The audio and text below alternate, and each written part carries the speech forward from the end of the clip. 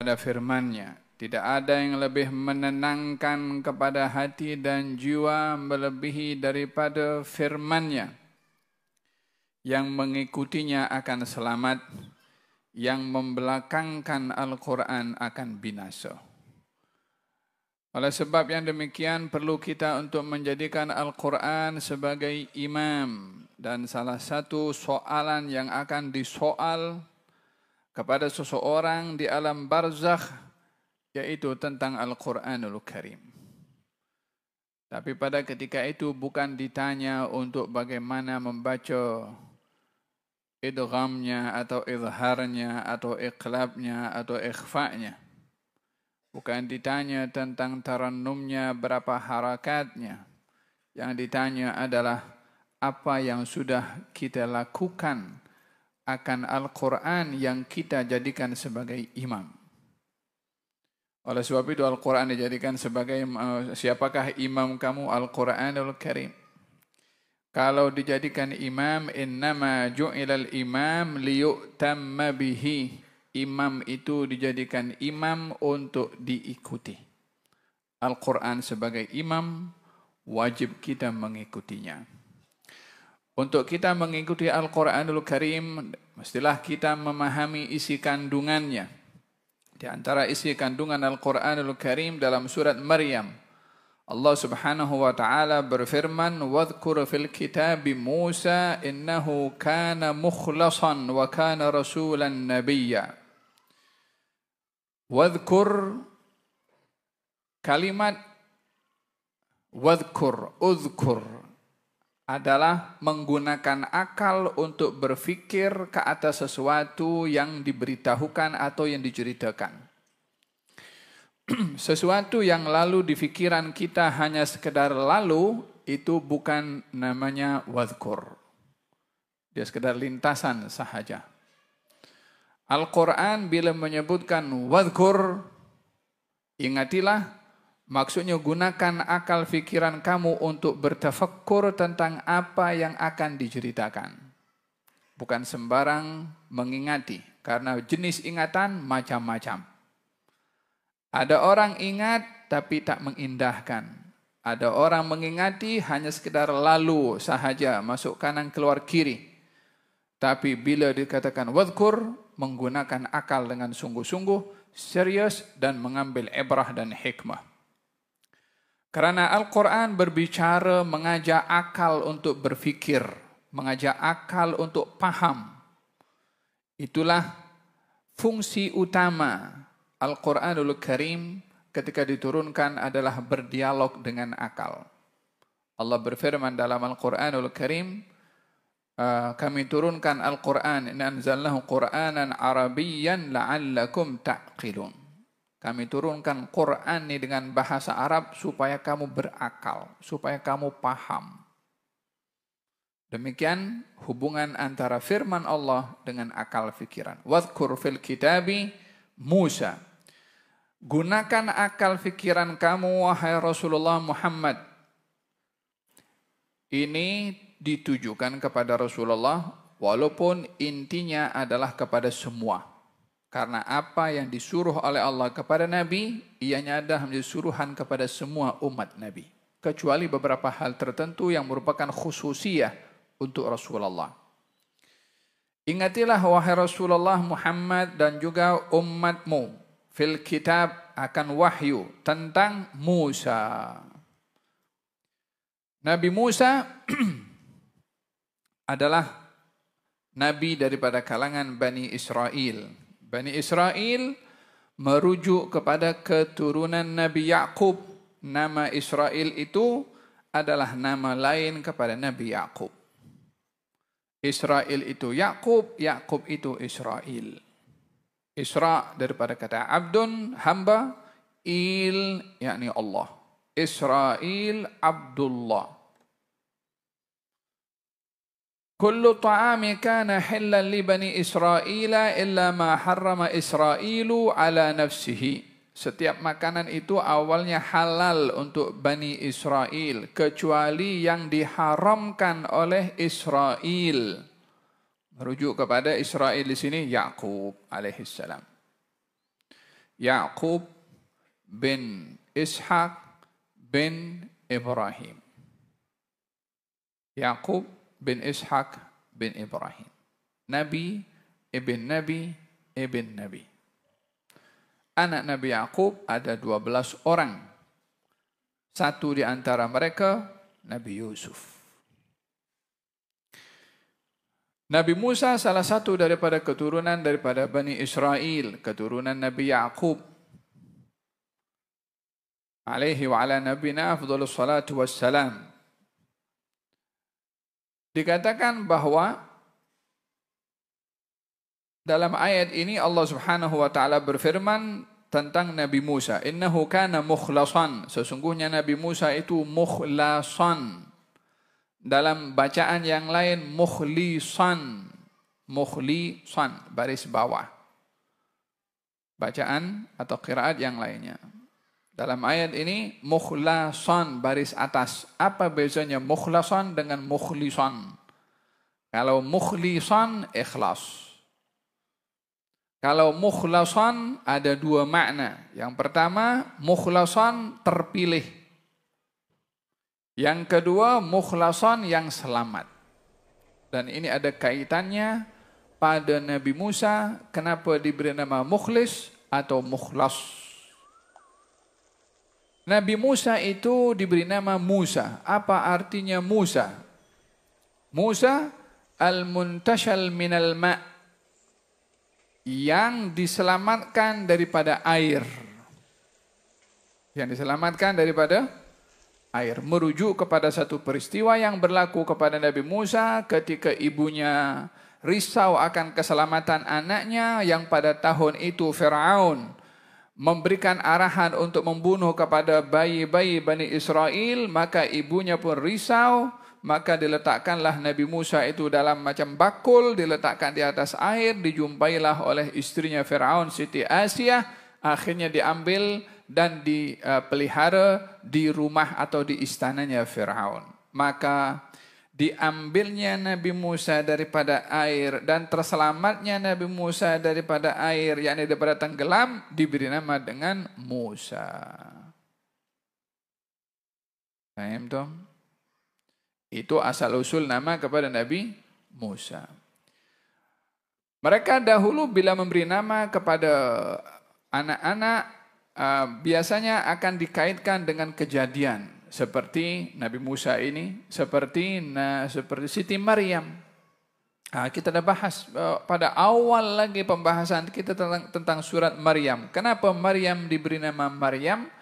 Disebabkan oleh kerana ibunya bernadar agar supaya janin yang dikandungnya itu menjadi pembantu kepada Allah di Baitul Maqdis.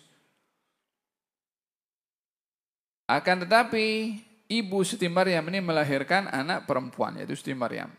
Yang seharusnya orang berkhidmat di Baitul Maqdis itu laki-laki. Maka walaupun terlepas daripada syarat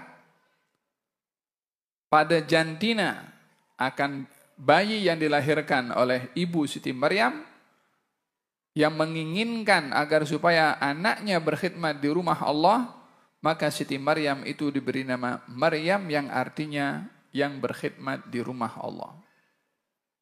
Karena nadarnya begitu. Wadhkur fil kitabi Musa. Di dalam Quran ini nabi yang paling banyak diceritakan oleh Allah adalah Nabi Musa. Karena yang sangat menghadapi cabaran berat daripada kaumnya itu adalah Nabi Musa. Oleh sebab itu, daripada sekian nabi dan rasul, itu yang terpilih 25. Daripada 25 yang terpilih 5, yaitu ulul azmi. Di antara 5 ini adalah salah satunya Nabi Musa. Daripada 5 yang terpilih ini, 1 terpilih yaitu Nabi Muhammad sallallahu alaihi wa ala alihi wasallam. Banyaknya sebutan Nabi Musa di dalam Al-Quran karena banyaknya ibarah yang boleh diambil daripada kisah Nabi Musa ketika berhadapan dengan Bani Israel. yakni Nabi-Nabi Bani Israel yang sangat banyak menghadapi cabaran dan dugaan daripada kaumnya adalah Nabi Musa. Berbandingkan kepada nabi-nabi yang lain walaupun daripada kalangan Bani Israel. Nabi Musa yang sangat berhadapan dengan cabaran.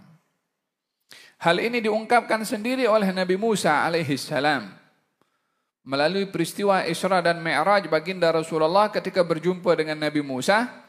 Kata Nabi Musa mengatakan, apa yang kamu terima daripada Tuhanmu? Katanya salat 50 waktu. Kata Nabi Musa mengatakan, kamu kembali kepada Tuhanmu dan minta keringanan. Aku sudah berdakwah dengan Bani Israel, mereka tak mampu. Dia memberitahukan kepada Nabi pengalamannya berhadapan dengan Bani Israel. Turun 10, bagi tahu, aku berpengalaman dengan kaumku. Lebih kurang macam tu. Baginda Rasulullah sallallahu alaihi wa ala alihi wasallam pernah mengatakan, rahimallahu akhi Musa, laqad udhiya aktsara min hadza fasabar. Semoga Allah merahmati saudaraku Nabi Musa. Beliau itu diganggu oleh kaumnya lebih daripada gangguan kaumku terhadap diriku, dan dia bersabar. Ini tawaduknya Nabi kepada Nabi Musa dengan memuji kepada Nabi Musa yang berhadapan dengan dugaan yang berat dari kaumnya. Dan Nabi Musa adalah Nabi yang paling banyak disebut di dalam Al-Quran disebabkan oleh kerana berhadapan dengan cabaran yang paling berat daripada kalangan Bani Israel. Oleh sebab itu, dugaan yang dilalui oleh Nabi Musa ada ibrahnya, ada hikmahnya. Oleh sebab itu diperintahkan oleh Allah kepada kita untuk kita bertadakkur, mengingati tentang Nabi Musa. Innahu kana mukhlasan. Sesungguhnya Nabi Musa itu mukhlasan. Apa mukhlas? Maksudnya yang terpilih. Yang terpilih merujuk kepada kenabian itu adalah bukan jawatan yang boleh dicapai dengan usaha. Tak ada siapa nabi-nabi yang terdahulu bercita-cita saya nak jadi nabi. Tak ada. Nabi itu anugerah yang Allah Subhanahu wa taala berikan kepada sesiapa yang dikehendaki. Pilihan dari Allah Subhanahu wa taala kepada sesiapa yang dikehendaki. Oleh sebab itu Abu Lahab atau Abu Jahal mengatakan ketika ditanya, adakah kamu meyakini Muhammad itu dusta? Katanya tidak. Adakah kamu meyakini Muhammad itu salah? Dia kata tidak. Kalau kamu tahu dia betul, kenapa kamu perangi dia? Katanya, ya dahulu kami bersaing antara kami dengan Bani Hashim. Apa Bani Hashim buat, kita buat. Tapi ketika dia sudah mendakwa sebagai Nabi, kita tak boleh mendakwa sebagai Nabi. Karena kenabian bukan jawatan. Allahu yastafi milal malaikati rusulan wa minan nas. Allah itu memilih daripada para malaikatnya, malaikat-malaikat khusus, dan juga Allah memilih daripada kalangan manusia. Dipilihnya untuk menjadi Nabi dan Rasul. Siapa yang memilih? Allah Subhanahu wa ta'ala. Mukhlasan maksudnya yang terpilih daripada sekian ramai Bani Israel. Yang terpilih untuk menjadi Nabi adalah Nabi Musa alaihissalam. Mukhlasan artinya minal khalas. Minal khalas maksudnya di sini selamat. Ia merujuk kepada beberapa peristiwa yang berlaku kepada Nabi Musa, di mana Nabi Musa diselamatkan oleh Allah Subhanahu wa taala. Yang pertama, diselamatkan daripada tenggelam tadi di air. Yang kedua, terselamat daripada dibunuh oleh Firaun ketika dibawa oleh Siti Asia. Kemudian Firaun nampak perintahkan untuk bunuh kepada bayi tersebut, dilindungi oleh Siti Asia. Qurratu 'ainin li walak. Moga-moga ini menjadi buah hati aku dengan kamu, katanya. Akhirnya pun juga selamat daripada pembunuhan Firaun. Tadi selamat daripada tenggelam, yang kali ini selamat daripada Firaun. Yang ketiga selamat daripada ditangkap karena berlaku pembunuhan tidak sengaja oleh Nabi Musa. Nabi Musa dikenal seorang yang kuat tubuh badannya. Ada seorang Bani Israel yang satu bangsa lah dengan Nabi Musa, berselisih dengan orang Qibti. daripada masyarakat di Egypt, orang Qibti, ada masalah.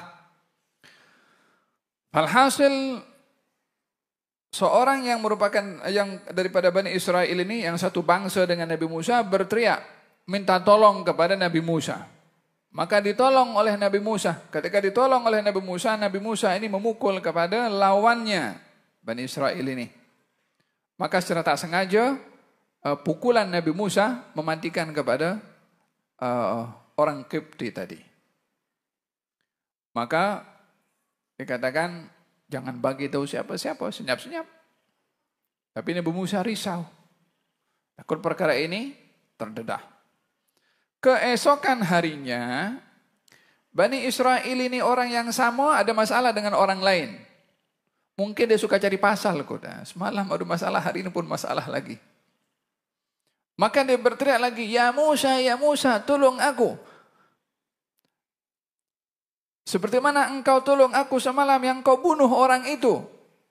Benda kena sembunyikan, dia pun teriak dengan kuat-kuat dengan apa yang memberitahukan yang terjadi semalam. Akhirnya orang semua tahu kalau yang melakukan pembunuhan semalam kepada orang itu adalah Nabi Musa. Masa itu belum lagi diangkat menjadi Nabi. Maka ketika semua orang tahu kalau yang melakukan pembunuhan itu adalah Nabi Musa, maka Nabi Musa pun diberitahukan oleh kawan rapatnya kalau kamu akan ditangkap dan akan dihukum. Barulah Nabi Musa keluar daripada Mesir. Itulah permulaan Nabi Musa keluar daripada Mesir menuju ke Madian. Madian ini tempatnya Nabi Syuaib. Singkat cerita, sampailah jumpa dengan Nabi Syuaib, berkahwin dengan anak perempuan Nabi Syuaib. Selamat juga daripada ditangkap. Sudah berapa hari selamat? 3 saya. Selamat daripada tenggelam, selamat daripada dibunuh Firaun, yang ketiga selamat daripada kena tangkap. Yang kelima, Nabi Musa selamat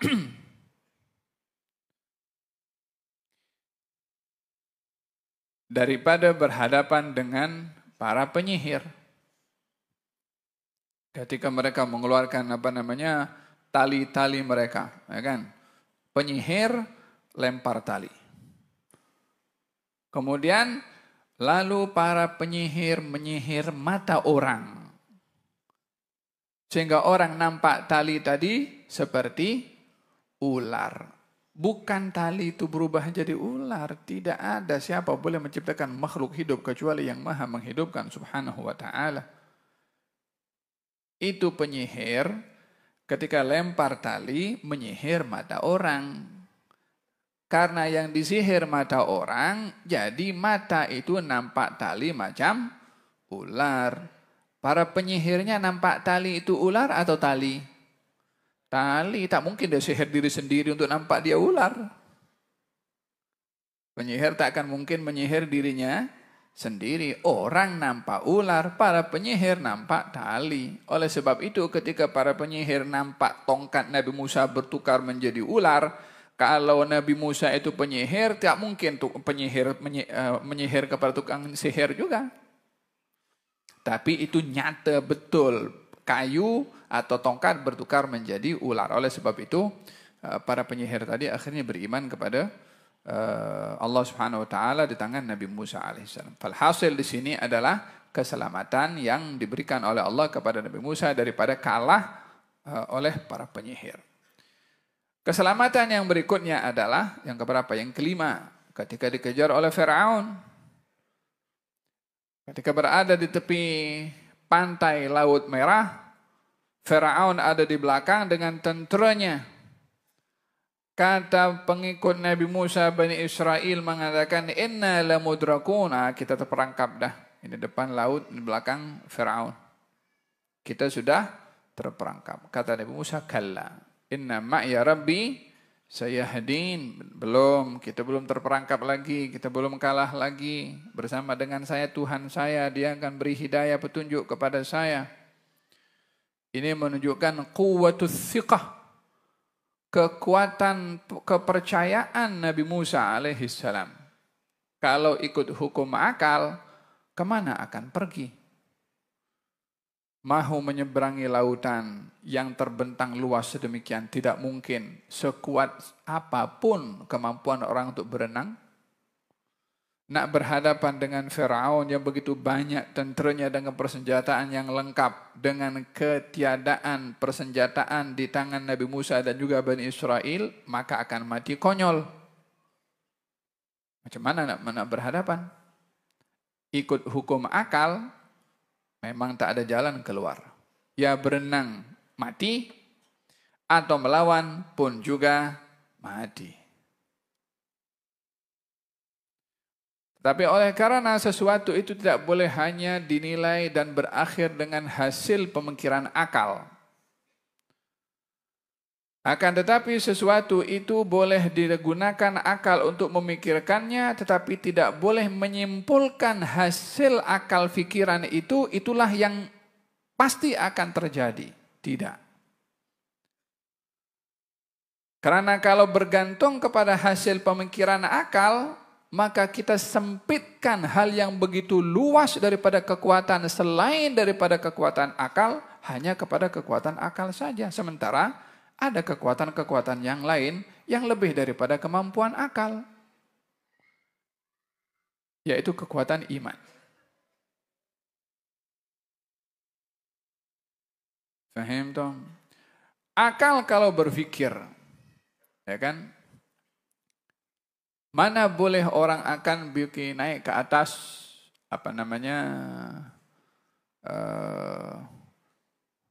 tanpa ada oksigen yang boleh dia gunakan. Akal kata tidak boleh. Tapi ada makhluk yang boleh untuk menembusi, dan itu makhluk tidak boleh dikesan oleh akal, yaitu jin. Jin boleh naik ke atas. Dia jin pakai itu kah? Gas oksigen kah? Begini naik ke atas ya.